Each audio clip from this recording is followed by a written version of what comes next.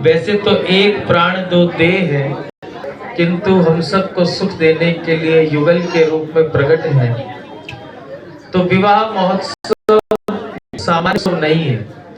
आप लोग अत्यंत अपने आप को सौभाग्यशाली माने, क्योंकि प्रिया प्रीतम की निवृत्त निकुंज में सखियों के द्वारा जिस विवाह की रचना होती है, उस प्रिया प्रीतम के विवाह में देवताओं तक को भी प्रवेश नहीं मिलता।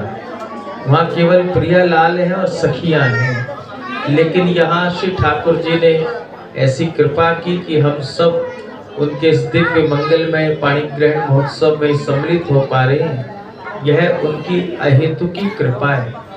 और उसके मूल में जो कारण छिपा हुआ है वह यह है कि इन लीलाओं तक, निवृत्त निकुंज की लीलाओं तक प्रवेश प्रिया प्रीतम की कृपा से नहीं होता है। निवृत्त निकुंज की इन लीलाओं में प्रवेश प्रिया प्रीतम की सखियों की कृपा से होता है। प्रथम सखियन की कृपा मनाऊं, तब या रस को किनका पाऊं। श्री ललिता जी की कृपा, श्री विशाखा जी की कृपा, रंग देवी जी की कृपा, तुंग विद्या जी, इंदु रेखा जी, चित्रा जी, ये जितनी सखी सहचरियां हैं, तो इन सखियों की कृपा से इन निवृत्त निकुंज की लीलाओं में, महोत्सवों में जिनको प्रवेश मिलता है। और हमको बहुत सुख एवं आनंद है कि ऐसी कृपा श्री राधा गोविंद शयन आरती सेवा परिकर को प्राप्त हुई, क्योंकि शयन आरती भी सुख सेज की सेवा है। और उस आरती तक पहुंचना भी मूल में किसी ना किसी आचार्य सखी की कृपा मूल में रहती है, चाहे वो ललिता जी की हो, चाहे विशाखा जी की हो। तो शायद उस भाव, उस सेवा पर रीझ करके सखी जनों ने की और मेरठ में प्रिया प्रीतम के विवाह की ये दिव्य रचना हुई। तो आप सबसे हम यही निवेदन करें कि इसको सामान्य एवं लौकिक दृष्टि से इस विवाह महोत्सव का दर्शन मत करना। ऐसा भाव बना कर बैठना कि प्रिया लाल के इस दिव्य विवाह महोत्सव में हम मेरठ में आयोजित नहीं कर रहे हैं, बल्कि मेरठ के भीतर भाव रूप से वृंदावन प्रकट होकर के उस वृंदावन में बैठ करके दिव्य विवाह महोत्सव का आनंद आप और हम ले रहे हैं। इस समय ये मानो कि यहाँ पर दिव्य वृंदावन भाव रूप से प्रकट है। और हम खूब बधाई देते हैं अपने इस पूरे प्यारे से परिवार को। अनुरोध इनका काफी था, लेकिन अति से भी अति व्यस्तता होने के कारण हमको अल्प समय के लिए ही श्री ठाकुर जी के दर्शनों का सुख मिला। लेकिन हम यहाँ तक पहुँच पाए, इसके पीछे हमारे राधा गोविंद सेवा परिवार का प्रेम छिपा है। इनका प्रेम ही हमको यहाँ तक ले आया।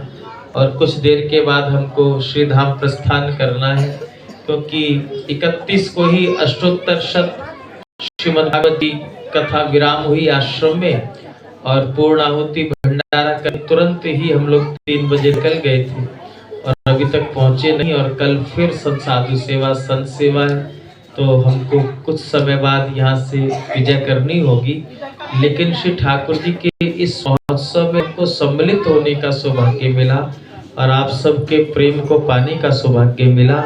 हम अपने आप को भी अत्यंत सौभाग्यशाली मानते हैं और अपने श्री राधा गोविंद सेवा शयन आरती सेवा परिकर के लिए हम प्रार्थना कर रहे हैं। भैया देखो, लाला को विवाह एक ही वर्ष करके मत रही हो। क्यों? लौकिक जगत में एक बार ब्याह हुए, लेकिन हमारे ब्रज को ठाकुर तो महीना में कम से कम 10 बार दुल्हो बने। आप राधा वल्लभ जी जाओ तो जब भी जाओगे, जब भी देखोगे आज श्री जी को ब्याह लो, आज श्री जी को ब्याह लो। तो मैं ये प्रार्थना कहूँ और लाल जी के कान में कैसे मचलते रही हूँ, हर वर्ष विवाह करी हूँ, हर वर्ष विवाह करवाई हूँ और इनको खूब खूब सेवा का सौभाग्य मिले। अब तो ठाकुर जी प्रकट हो गए और वार्षिक उत्सव तो ब्याह के रूप में आप मनाई हुई, और वर्ष भर में जो जो उत्सव आवे, जैसे कि घर में विवाह पहला होता है तो पहले पहले त्योहार सब मनाओ आप सब। हाँ, कि पहला त्योहार अब तीज का आ गया, होली का आ गया, दीपावली का आ गया, तो ऐसे ही हमारे लाल जी जब विराजे, जिस कुंज में विराजे, तो वर्ष भर के त्योहार फिर मनाइयो। वाके बाद फिर वार्षिक उत्सव आ जाएगा तो तुम लौकिक भाषा में वाई मैरिज एनिवर्सरी कहो, तो यहाँ मैरिज एनिवर्सरी का कोई काम नहीं, यहाँ तो फिर से विवाह की रचना होगी और फिर वर्ष भर उत्सव मनाइयो। तो इस भाव से आपका जीवन ही एक उत्सव बन जाएगा, आपका जीवन ही एक महोत्सव बन जाएगा। श्री ठाकुर जी की कृपा सदा आप पर बरसे। इन्हीं मंगल कामनाओं के साथ और पूरे परिकर को हम खूब खूब बधाई शुभकामनाएं दें। आप सबको खूब खूब बधाई प्रिया प्रीतम के विवाह महोत्सव की।